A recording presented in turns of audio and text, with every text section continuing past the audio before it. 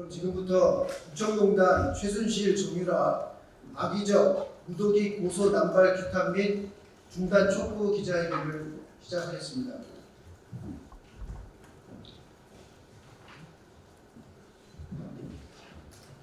네. 최순실 정유라 두 모녀로부터 고소를 당하고 몇 년째 재판을 하고 있는 안민석 의원입니다. 제가 고소당하는 것이야 이해를 합니다만 오늘 이 자리를 마련한 특별한 이유가 있습니다. 국민 여러분, 국정농단의 주범 최순실 씨가 선량한 민주 시민을 대상으로 싸움을 하고 있다면 이해 갑니까? 국정농단으로 온 나라를, 온 세계를 뜨들썩하게 했던, 그래서 국민들의 분노를 자아내게 했던 최순실 씨가 선량한 민주 시민을 대상으로 전쟁을 벌이고 있다면 기가 막힌 일 아니겠습니까? 최순실 씨가 자기에게 댓글을 달았다는 이유로 수천에 달하는 시민들을 고소했다면 이걸 용납할 수 있겠습니까? 참으로 기가 막힌 이야기입니다. 그리고 추정컨대 그 고소고발 당한 피해자들이 수천 명에 달할 거라고 보고, 또 오늘 피해자들 말씀으로는 10,000명이 넘을 수도 있다고 말씀을 하시니까 참으로 어이가 없는 일이 벌어지고 있습니다.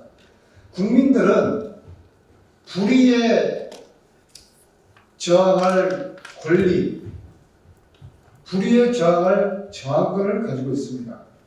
국민들은 불의에 분노할 권리를 가지고 있는 것입니다. 국정농단 주범 최순실 씨에게 분노했다고 해서 수천 명에 이르는 민주시민들을 무더기 고소하고 있는 이 현실을 더 이상 좌시할 수 없습니다. 저는 피해자들의 고통을 앞으로 외면하지 않을 것입니다. 최순실 씨가 정유라 씨와 함께 고소고발을 취하할 때까지 피해자들과 함께하며 함께 싸울 것입니다. 그래서 반드시 고소고발을 취하하고 사과하도록 만들겠습니다. 이상입니다. 안녕하세요. 저는 양재동에서 카페를 운영하고 있는 일반 시민 민경철이라고 합니다. 저는 2018년 4월 인터넷 포털 사이트 뉴스에서 범죄자 최순실이 징역 20년의 사형 선고나 마찬가지라는 발언에 대한 기사를 접하고 국정농단의 주범이자 범죄자가 죄의식 없고 반성 없는 발언에 대해 국정농단 피해를 입은 국민의 한 사람으로서 분노를 표출하고자 초성 쌍시옷 단어를 합성하여 댓글을 남겼습니다. 그 후로 5년이 지나고 2023년 3월 14일 경찰서에서 피의 고소인 최순실로부터 2022년 9월 26일 경찰서에서 모욕죄로 고소장이 접수되었으니 조사받으러 오라는 전화를 받고서야 최순실의 기획고소의 피해자가 되었음을 인지하였습니다. 2023년 3월 24일 초성 쌍시옷 단어와 합성한 댓글에 대한 경찰 조사가 이어졌고, 조사 당시 피고소인 범죄자 최순실 측이 일방적으로 주장하는 초성 쌍시옷이 욕을 뜻하는 것에 대해 단순하게 쌍시옷은 쌍시옷일 뿐이지 한글을 배운 사람이라면 어느 누구도 초성 쌍시옷을 씨라고 발음하는 사람은 절대 없다고 주장하였습니다. 쌍시옷 단어가 내포하고 있는 뜻은 얼마든지 많다고 또한 주장하였습니다. 이에 대해 2023년 3월 30일 담당 경찰서에서 혐의 없음과 더불어 증거 불충분, 불송치 기록을 검찰로 송고했고 4월 3일 담당 검사가 검토하여 4월 5일 기록 반환하였습니다. 모든 국민께 사죄와 깊은 반성을 해도 용서가 안 되는데 오히려 범죄자가 자신에 해당하는 인터넷 기사에 자신 스스로에게만 모욕적이었다는 이유로 국민들에게 고소를 했다는 사실에 대해 매우 화가 났고 자영업을 하고 있는 저로서는 시간적인 어려운 상황에서 업장의 문을 닫으면서까지 경찰 조사를 받아야만 했고 의견서와 관련된 증거 자료를 수집하고 작성하는 데 쓸모없는 시간이 할애되었으며 아무런 죄가 없는 저를 죄인 취급하는 피고소인 최순실로 인해 지금까지도 극심한 스트레스와 역류성 식도염과 잦은 소화불량 그리고 심각한 불면증에 시달리고 있는 실정입니다. 감사합니다. 네, 안녕하세요. 더불어민주당 국회의원 문지석입니다. 저는 국회 해안위 소속으로 있고요. 오늘 국정농단의 주범인 최순실, 정유라 모녀의 무차별적 고소에 대한 규탄 대회를 하기 위해서 오늘 이 기자회견을 하고 있습니다. 경찰청에서는 수사하고 있다는 이유로 자료 제출을 거부하고 있는데요. 어쨌든 지금까지 몇 명의 피해자들이 발생했는지에 대한 데이터를 경찰청으로 반드시 입수해서 우리 피해자들과 함께 앞으로 대응해 나가도록 하겠습니다. 국정농단으로 큰 지금 지적을 살고 있는데 국민들에게 반성에도 부족한 평생 반성하는 자세로 살아도 부족한데 비판하는 국민들을 향해서 고소를 하는 것은 있을 수 없는 일이다. 고소한 국민들의 표현의 자유를 억압하고 이 표현의 자유의 억압은 바로 우리 민주주의 위기로 갈 수 있다. 이런 절박한 마음을 가지고 있습니다. 앞으로 피해자들과 함께 대응해 나가도록 하겠습니다. 이상입니다.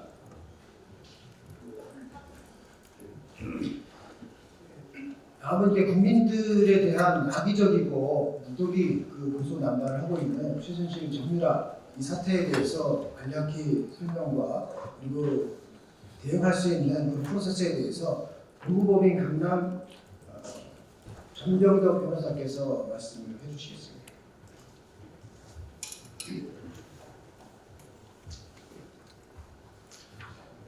네, 안녕하세요.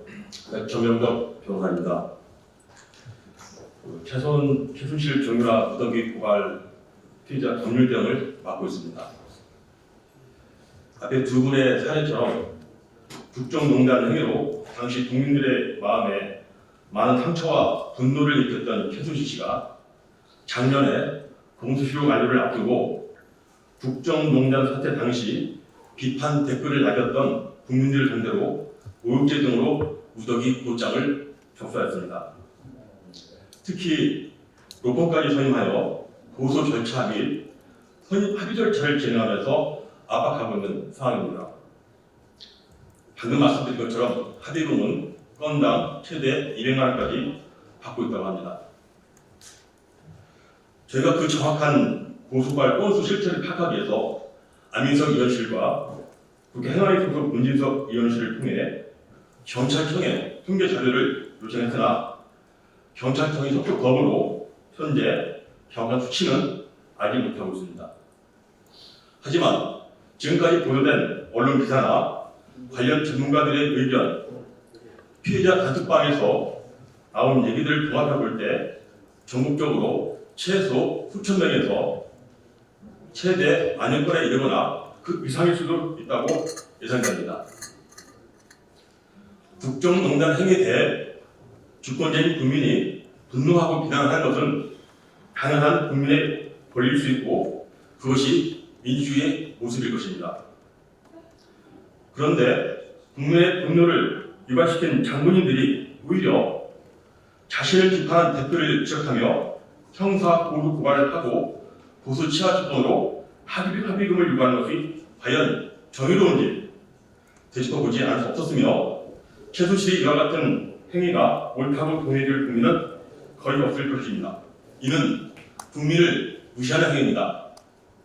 국민을 또 한 번 크게 분노케 하는 이와 같은 최순실 측의 무도한 고소 고발 행위에 대해 심각한 문제의식을 공유하고 이 황당한 상황에 대해 어떻게 대응을 해야 할지 당황해하실 많은 국민들과 함께하고자 악의적, 무작위 고소고발 피해자 대응 매뉴얼을 만들었습니다.